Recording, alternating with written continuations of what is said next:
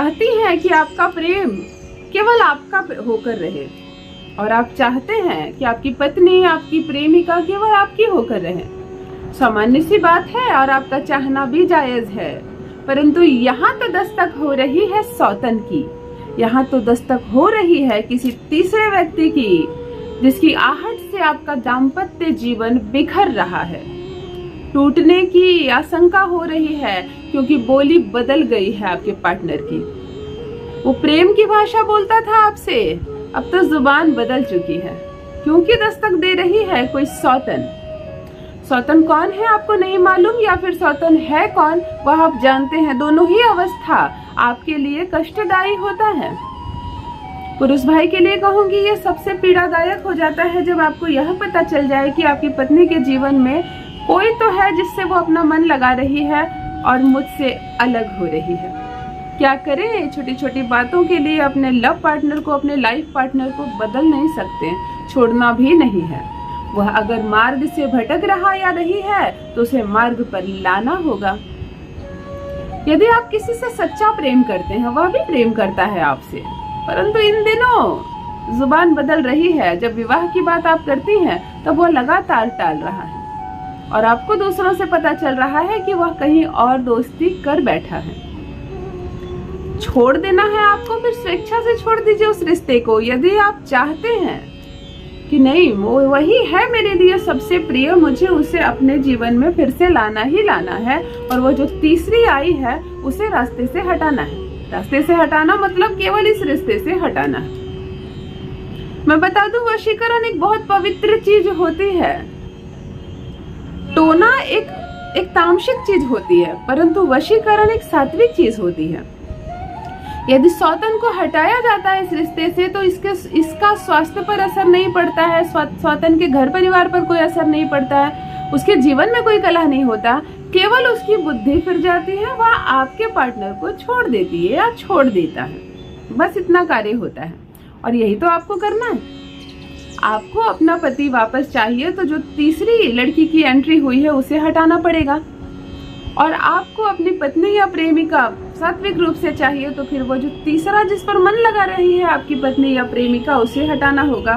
तो आज दो प्रेमी जोड़े के बीच आए तीसरे व्यक्ति को कैसे आप सावधानी से घर में बैठे एक छोटे से वशीकरण से खुद उसकी बुद्धि फिर जाए, वह आपके सुखमय जीवन को छोड़कर आप दोनों को हट जाए आप लोगों के रास्ते से, एक छोटा सा उपाय बताने जा रही हूँ।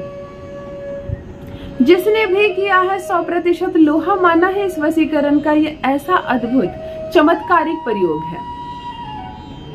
वैसे भी प्रेम में बाधा नहीं आनी चाहिए, और प्रेम में जो व्यक्ति बाधा डालते हैं, मैं पर्सनल रूप से कहना चाहूंगी, यदि कोई भी महिला है जिनका विवाह नहीं हुआ है, वह अपने लिए कुंवारा लड़का ढूंढे, प्रेम करे, विवाह करे, परंतु किसी शादीशुदा जोड़े पर नजर ना रखें।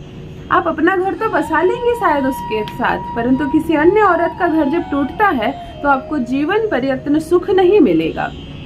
ऊपर परमात्मा बैठे हैं दंड देने के लिए, इसीलिए कोई भी ऐसा कार्य ना करे जिसे प्रकृति एक्सेप्ट ना करे। तो कृपया ये कार्य ना करें, और परंतु फिर भी कुछ मूर्ख यदि ये कार्य कर रहे हैं तो चलिए इस वशीकरण से हम उसे इस प्रेम भरे संबंध से दूर करते हैं। जान लीजिए प्रथम मैं कौन हूँ। नमस्कार दोस्तों, मैं हूँ खुशबू सिंह। बहुत स्वागत, बहुत अभिनंदन करती हूँ आप सबका अपने YouTube चैनल ज्योतिष ज्ञान में। कैसे हैं मेरे भाइयों, कैसी हैं मेरी बहनों? मेरे कमेंट सेक्शन में जय माता दी, हर हर महादेव अवश्य लिखें। अपनी खैरियत मुझे जरूर बताएं। पढ़ती हूँ हाथ की रेखाएं, पढ़ती हूँ जन्म कुंडली, और आप कुछ ना बताएं तो आपकी चुप्पी भी पढ़ लेती हूँ। करम है, कृपा है ऊपर वाले की, प्रेम है आप सबका। छोटा सा वशीकरण है, जिसने भी किया है, क्या चमत्कार है कि मैं क्या कहूं। यह वशीकरण आपको बुधवार के दिन करना है, जिसे भी करना है, पुरुष हो या महिला हो। ध्यान से सुनिए कि क्या सामग्री लेनी है, क्या चीज लेनी है आपको। बुधवार के दिन से पहले दिन यानी मंगलवार के दिन, सोमवार के दिन, किसी भी दिन एक बरगद के पेड़ का पत्ता, जो बर का पत्ता होता है, अच्छा मोटा बड़ा साइज का एक बर का पत्ता लाकर रख दीजिए घर में। ये सूखता नहीं है, हफ्ते भर में भी नहीं सूखता है, इसीलिए मैंने कहा कि 1-2 दिन पहले लाके रख दीजिए।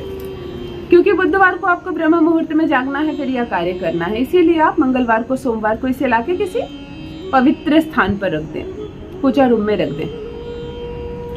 एक काला धागा ले लें, रील का धागा भी चलेगा, मोटे वाले धागे भी चलेंगे, जो पैरों में बांधते हैं नजर उतारने के लिए, वह धागा भी चलेगा।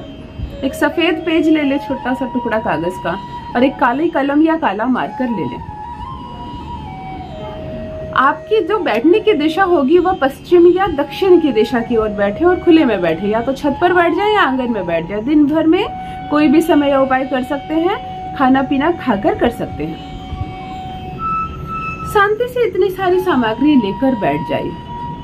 बरगद का जो पत्ता है उसके ऊपरी भाग में, बिल्कुल प्रथम भाग में, आप उस व्यक्ति का नाम लिखें जो बीच में आ गया है, स्वतन का नाम लिखें, या उस पर पुरुष का नाम लिखें जो आपकी और आपकी पत्नी के बीच आ रहा है। ऊपर आपने नाम लिख दिया। अब जो मैं मंत्र बताने जा रही हूँ उसको पहले कागज पर लिखना है आपको। कागज पर आप ध्यान से लिखिए, ओम नमो भगवते अमुक अलग कुरु फट। अमुक के स्थान पर वही नाम जो आपने बरगद के पत्ते पर लिखा। अब बरगद के पत्ते पे जो नीचे शेष जगह बची है उसमें एक ट्रायंगल बनाइए, त्रिकोण, उसी काले जैसे कलम से, काले मार्कर से। ऊपर आपने नाम लिखा, नीचे आपने ट्रायंगल बनाया। ट्रायंगल बिल्कुल खाली रहेगा। ये 3 दिशा आप लोगों की और चौथी दिशा उसके जाने की। आपको सिर्फ त्रिकोण बनाना है, कुछ और समझना नहीं है। ऊपर आपने नाम लिखा, कागज पर आपने मंत्र लिखा। कागज को बरगद के पेड़ पत्ते के ऊपर रख दीजिए। पत्ता लीजिए, पत्ते के ऊपर कागज जिस पर आपने मंत्र लिखा पूरा मोड़ दीजिए। कागज और बरगद के पत्ते को बिल्कुल मोड़ दीजिए और जो काला धागा मैंने कहा उसे बिल्कुल लपेट कर इसे बांध दीजिए, रोल बना दीजिए। हाथ में लीजिए इसे, और ये जो मैंने मंत्र बोला है इस मंत्र को 24 बार बोलना है। 24 बार बोलने से पहले इस पर 3 बार फूंक मारे और कहे कि जो भी आ गया है हम दोनों के बीच, मेरी और मेरी पत्नी के बीच, मेरे और मेरे पति के बीच, आज तुम दूर जा रहे हो, आज मैं तुम्हें उससे दूर कर रहा या कर रही हूँ। 3 बार फूंक मारे और 24 बार इस मंत्र का जप करें। इस मंत्र को जप करने के बाद आप मुंह से एक भी शब्द ना कहें और उठकर जाएं। ये जो रोल आपने बनाया है किसी भी सुनसान जगह में आपको फेंक देनी है जहाँ कोई व्यक्ति नजर ना आ रहा हो। ऐसे जरूरी नहीं कि इसके लिए आपको जंगल जाना पड़े। दोपहर के समय सड़क पर भी कोई नहीं होता है, कोई ऐसा मोड़ होता है जहाँ संजोग से कोई भी नहीं हो, आप वहाँ भी फेंक दें। कहने का अभिप्राय यह है कि इसे फेंकते वक्त कोई आपको देखे नहीं, कोई आपको टोके नहीं, और किसी मनुष्य की दृष्टि इस पर अभी ना पड़े जब तक आपने इसे फेंक ना दिया हो। उसके बाद इसका क्या परिणाम होगा आपको मतलब नहीं। इसे आपको एक सुनसान जगह पर छोड़ कर आना है। कहते हैं ना, हम अपने घर से कोई चीज निकालते हैं और कहीं दूर फेंकाते हैं ताकि वो मेरे घर फिर ना आ जाए। बस यही कार्य करना है आपको। तब तक मुझसे कुछ ना कहें, रास्ते में कोई मिल जाए तो उससे बात ना करें। यह अलग करने का वशीकरण है, तो ये एक तामसिक वशीकरण है। ये प्रेम संबंध को जोड़ने का वशीकरण नहीं है, तो इस बात को हमेशा ध्यान रखें। तो इस वशीकरण को करके आने के बाद आपको स्नान करना ही करना है। जो वस्त्र आपने शरीर पर पहने उसे धोकर धूप में डाल दीजिए सूखने के लिए।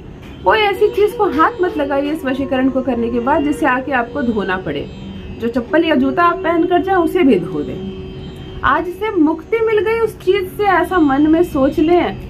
ये जो तीसरा आया है ना आप दोनों के बीच, हमेशा हमेशा के लिए आप दोनों की जिंदगी से दूर चला जाएगा। अवश्य करें मेरे भाइयों, अवश्य करें मेरी बहनों। अपना अनुभव मेरे कमेंट सेक्शन में अवश्य साझा करें। ईश्वर करे आप दोनों प्रेम से रहें, हमेशा साथ रहें। रखिए अपना ख्याल, रखिए अपनों का ख्याल। बहुत बहुत धन्यवाद।